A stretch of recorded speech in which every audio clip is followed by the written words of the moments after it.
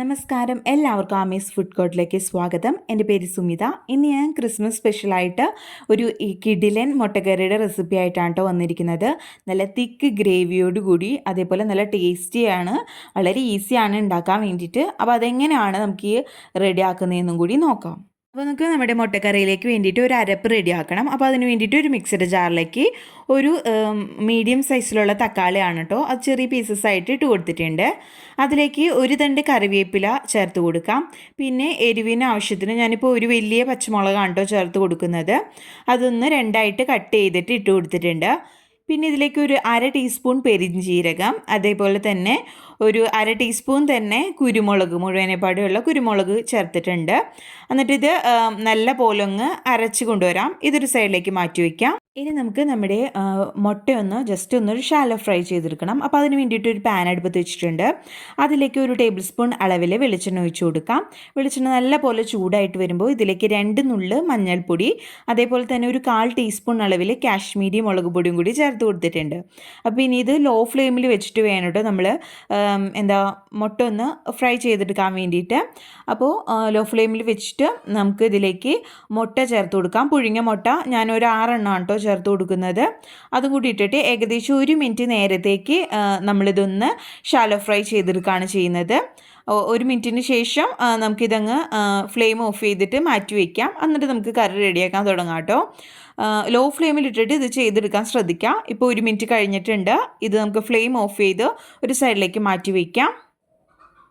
അപ്പോൾ നമുക്ക് മുട്ടക്കറി റെഡിയാക്കാം. അപ്പോൾ ഇന്ന് മൺചട്ടിയിലാണ് കേട്ടോ ഞാൻ കറി റെഡിയാക്കുന്നത്. അപ്പോൾ മൺചട്ടിയിലേക്ക് ഒരു 3 ടേബിൾ സ്പൂൺ അളവിൽ വെളിച്ചെണ്ണ ഒഴിച്ച് കൊടുക്കാം. വെളിച്ചെണ്ണ നല്ല പോലെ ചൂടായിട്ട് വരുമ്പോൾ ഇതിലേക്ക് സവാള ചേർത്ത് കൊടുക്കാം കേട്ടോ. ഞാനൊരു 3 മീഡിയം സൈസിലുള്ള സവാളയാണ് എടുത്തിരുന്നത്. അത് ചെറിയ ചെറിയ പീസസ് ആയിട്ട് കട്ട് ചെയ്തിട്ട് കൊടുത്തിട്ടുണ്ട്.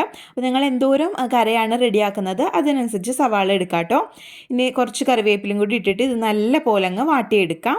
അപ്പോൾ ഇതാ നല്ല പോലെ നമ്മുടെ സവാള വാടി വന്നിട്ടുണ്ട്. അതിൻ്റെ കളറൊക്കെ ഒന്ന് ചേഞ്ച് ആയി വന്നിട്ടുണ്ട് കേട്ടോ. നല്ല പോലെ ഈ ഒരു കറിക്ക് സവാള വാടി വരണം. ഇനി ഇതിലേക്ക് നമുക്ക് ഇഞ്ചി വെളുത്തുള്ളി പേസ്റ്റ് ചേർത്ത് കൊടുക്കാം. ഒരു 1.5 ടേബിൾ സ്പൂൺ ഇഞ്ചി വെളുത്തുള്ളി പേസ്റ്റാണ് കേട്ടോ ചേർത്ത് കൊടുക്കുന്നത്. അതേപോലെ തന്നെ ഈ ഒരു കൂട്ടത്തിൽ നമ്മൾ നേരത്തെ അരച്ച് മാറ്റി വെച്ചിട്ട് നമ്മുടെ തക്കാളിയും കുരുമുളകും പെരിഞ്ജീരകം ഒക്കെ ഉണ്ടല്ലോ, അതങ്ങ് മൊത്തത്തിൽ അങ്ങ് ചേർത്ത് കൊടുക്കാം. ഇനി ഈ ഇഞ്ചി വെളുത്തുള്ളി തക്കാളി എല്ലാത്തിൻ്റെയും ഒരു പച്ച കുത്ത് മാറി വരുന്നത് വരയ്ക്കും നമ്മൾ നല്ല പോലെ ഒരു ലോ ഫ്ലെയിമിൽ ഇട്ടിട്ട് ഇതങ്ങ് മൂപ്പിച്ചെടുക്കാം കേട്ടോ. അപ്പോൾ ഇത് നല്ല പോലെ അങ്ങ് മൂത്ത് വരട്ടെ. അപ്പോൾ നമ്മൾ ഇഞ്ചി വെളുത്തുള്ളി പേസ്റ്റൊക്കെ ചേർത്തിട്ട് നല്ല പോലെ അതങ്ങ് മൂത്ത് വന്നിട്ടുണ്ട്.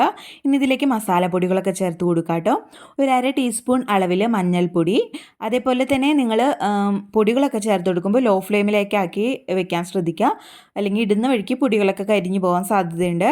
അതേപോലെ 1 ടീസ്പൂൺ അളവിൽ മല്ലിപ്പൊടി, 2 ടീസ്പൂൺ അളവിൽ കാശ്മീരി മുളക് പൊടി, അതേപോലെ ഒരു അര ടീസ്പൂൺ അളവിൽ ഗരം മസാലയും കൂടി ചേർത്തിട്ടുണ്ട്. പൊടികളൊക്കെ നിങ്ങളുടെ ടേസ്റ്റിനനുസരിച്ച് ചേർത്ത് കൊടുക്കാം. എരിവിനനുസരിച്ച് നിങ്ങൾക്ക് മുളക് പൊടിയും പച്ചമുളകിൻ്റെ അളവൊക്കെ നിശ്ചയിക്കാം കേട്ടോ. ഇനി ഇത് ലോ ഫ്ലെയിമിൽ വെച്ചിട്ട് ഇതിൻ്റെ പച്ചക്കുത്ത് മാറി വരുന്നത് വരയ്ക്കും നല്ല പോലെ മൂപ്പിച്ചെടുക്കാം. അപ്പോൾ ഇതാ നമ്മൾ പൊടികളൊക്കെ ചേർത്തിട്ട് നല്ല പോലെ അതങ്ങ് മൂത്ത് വന്നിട്ടുണ്ട്.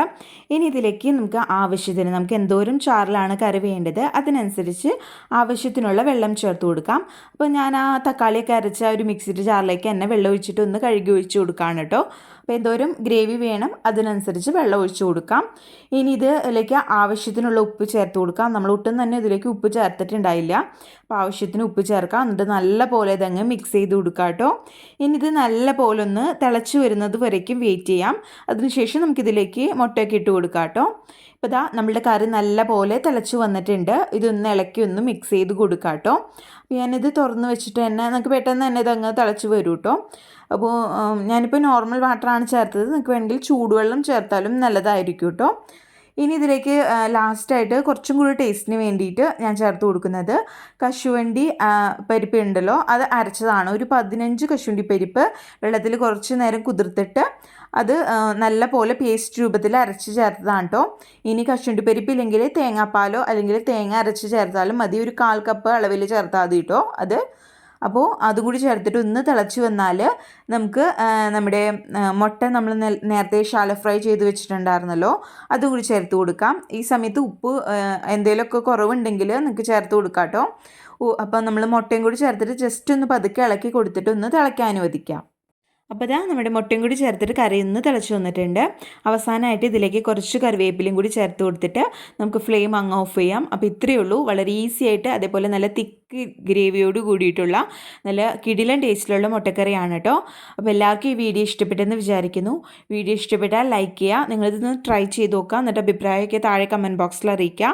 വീഡിയോ ആദ്യമായിട്ട് കാണുന്നവർ ആരെങ്കിലും ഉണ്ടെങ്കിൽ ചാനൽ സബ്സ്ക്രൈബ് ചെയ്യാനും മറക്കരുത്. നിങ്ങളുടെ ഫ്രണ്ട്സും റിലേറ്റീവ്സിനും ഒക്കെ വീഡിയോ ഷെയർ ചെയ്ത് കൊടുക്കാനും മറക്കരുത് കേട്ടോ. അപ്പോൾ ഈ ഒരു ക്രിസ്മസിന് നിങ്ങളിതൊന്ന് ട്രൈ ചെയ്ത് നോക്കാം കേട്ടോ. അപ്പോൾ അടുത്ത അടിപൊളി വിഭവങ്ങളായിട്ട് വരുന്നത് വരയ്ക്കും ബൈ. താങ്ക്